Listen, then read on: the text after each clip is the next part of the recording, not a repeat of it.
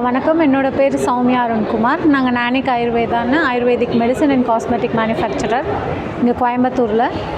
நாங்கள் ஆயுர்வேதிக்கில் ட்ரெடிஷ்னலாக பண்ணுற கண்மை, குங்குமம், லிப் பாம், அப்புறம் ஷாம்பூ, சோப்பு, பெயின் ஆயில்னு பண்ணிகிட்ருக்கோம்.